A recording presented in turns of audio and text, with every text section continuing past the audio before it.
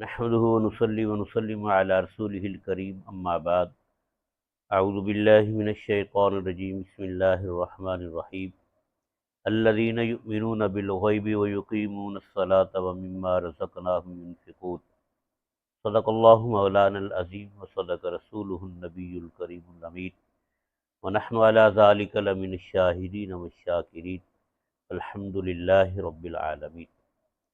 میرے نہایت ہی محترم مکرم معزز سامعین و ناظرین، کل میں نے سورہ بقرہ کی ابتدائی 2 آیات پڑھی تھیں اور آج میں نے سورہ بقرہ کی تیسری آیت کی تلاوت کی ہے۔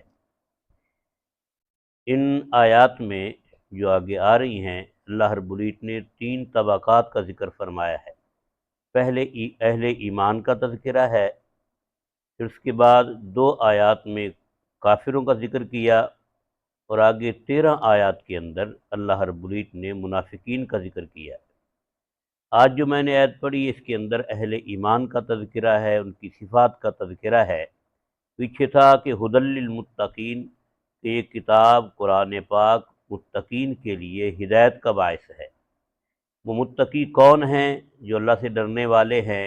ان کے بارے میں اللہ رب العزت نے فرمایا کہ وہ ہیں الذین یؤمنون بالغیب، جو ایمان رکھتے ہیں غیب پر، ویقیمون الصلاۃ، اور نماز کو قائم کرتے ہیں، ومما رزقناہم ینفقون، اور اس سے جو ہم نے ان کو رزق دیا ہے اس میں سے خرچ کرتے ہیں۔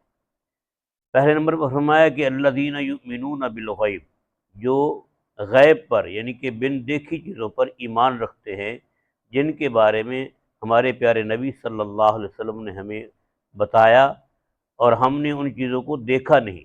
جیسے خود ذات باری تعالی ہے، اللہ رب العزت کو ہم نے دیکھا نہیں، لیکن نبی پاک صلی اللہ علیہ وسلم نے ہمیں یہ بتایا کہ اللہ رب العزت کی ذات نے اس کائنات کو بنایا ہے اور وہی اس کائنات کو چلا رہا ہے۔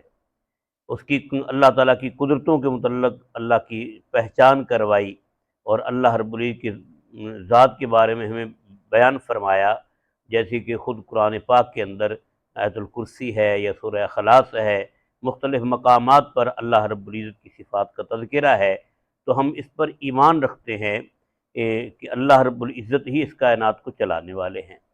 اس کے علاوہ اللہ کے پیارے محبوب صلی اللہ علیہ وسلم نے ہمیں فرشتوں کے بارے میں بتایا کہ اللہ تعالیٰ کی ایک نورانی مخلوق فرشتے ہیں، اور یہ بھی بتایا کہ ہر انسان کے ساتھ 2 فرشتے ہوتے ہیں، جن کو کرامن کاتبین کہتے ہیں، جو ہمارے اعمال لکھنے پر مامور ہیں۔ ہم نے آج تک ان فرشتوں کو دیکھا نہیں، لیکن اس پر ایمان ہے کہ ہمارے پیارے نبی صلی اللہ علیہ وسلم نے جو ہمیں بتایا ہے وہ بالکل برحق ہے، اور ہمارا یقین ہے کہ ہر انسان کے ساتھ واقعتاً 2 فرشتے موجود ہیں۔ اس کے علاوہ نبی پاک صلی اللہ علیہ وسلم نے ہمیں بتایا کہ قبر کے اندر اہل ایمان کے لیے قبر کشادہ ہو جاتی ہے، اور ان کے لیے یہ باغ جنت بن جاتی ہے، اور جو اہل کفر ہیں یا اسلام کے مخالف ہیں یا اللہ اور اللہ کے رسول پر ایمان نہ رکھنے والے جو لوگ ہیں، ان کے لیے یہی قبر تنگ بھی ہو جاتی ہے اور باعث عذاب ہو جاتی ہے۔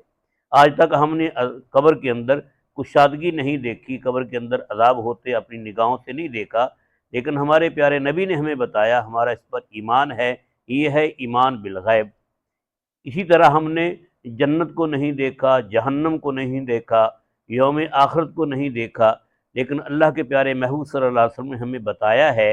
اسی کے بارے میں اللہ رب فرما رہے ہیں کہ الذین یؤمنون بالغیب، جو بن دیکھی چیزوں پر ایمان رکھتے ہیں، ویقیمون الصلاۃ، اور نماز کو قائم کرتے ہیں۔ نماز کو قائم کرنے کا مطلب یہ ہے کہ نماز کے فرائض، اس کے واجبات، اس کی سنن اور مستحبات کا پوری طرح خیال کر کے نماز کو اپنے وقت پر ادا کرنا۔ اگر ہم نماز کو صحیح طریقے سے ادا نہیں کرتے تو یہ نماز قائم کرنا نہیں ہوگا، یا ہم بے وقت ادا کرتے ہیں تو یہ نماز کا قائم کرنا نہیں۔ نماز کا قائم کرنا یہی ہے کہ جیسے اللہ رب العزت کا حکم ہے اس کے مطابق، اور جیسے ہمارے پیارے نبی صلی اللہ علیہ وسلم نے ہمیں تعلیم دی اس طریقے کے مطابق نماز کو ادا کیا جائے۔ اور فرمایا کہ وَمِمَّا رَزَقْنَاهُمْ يُنْفِقُونَ، اور اس میں سے جو ہم نے رزق عطا فرمایا خرچ کرتے ہیں۔ تو رزق جتنا بھی جس کے پاس ہے وہ اللہ رب العزت کی عطا ہے، اگر کوئی آدمی یہ سمجھتا ہے کہ میں نے یہ رزق اپنے علم سے کمایا یا اپنے ہنر سے کمایا یا اپنے عقل سے کمایا، تو یہ اس کی بھول ہے۔ بڑے بڑے عقل والے جو ہے رزق کے بغیر پھر رہے ہیں، جن کے پاس کشادہ رزق نہیں ہے، اور بڑے بڑے صاحب علم ہیں جن کے پاس بمشکل جو ہے 2 وقت کی روٹی ان کو ملتی ہے، رزق میں کشادگی نہیں۔ لیکن بہت سارے بے علم اور جاہل لوگ اور بے عقل لوگ ایسے جن کے پاس رزق کی بہتات ہے، تو اصل میں یہ تقسیم جو ہے رزق کی، یہ اللہ کی طرف سے ہے۔ اس لیے فرمایا وَمِمَّا رَزَقْنَاهُمْ يُنْفِقُونَ، جو ہم نے رزق عطا فرمایا اس میں سے اللہ کے بندے اللہ کے راستے میں خرچ کرتے ہیں۔ اور یہ جو انفاق فی سبیل اللہ ہے، یہ جو اللہ رب العزت نے ہم پر واجب کیا ہے وہ بھی اس میں شامل ہے، اور جو صدقات نفلی ہیں وہ بھی شامل ہیں۔ اللہ رب العزت کا حکم ہے کہ میرے دیے ہوئے رزق میں سے زکوٰۃ بھی ادا کرو، اگر ذمہ دار ہیں تو اس میں سے عشر ادا کریں۔ اسی طرح جو غرباء ہیں ان کے ساتھ ویسے تعاون کرنا نفلی صدقات کے طور پر یہ بھی ضروری ہے۔ جہاں جہاں شریعت کا حکم ہے یا جہاں ضرورت پڑتی ہے دین کے لیے خرچ کرنا یا غرباء پر خرچ کرنا، یہ اہل ایمان پر ضروری ہے۔ اور اللہ رب العزت نے اہل ایمان کی یہ صفت بیان فرمائی کہ اللہ کے دیے ہوئے رزق میں سے اللہ کے راستے میں خرچ بھی کرتے ہیں۔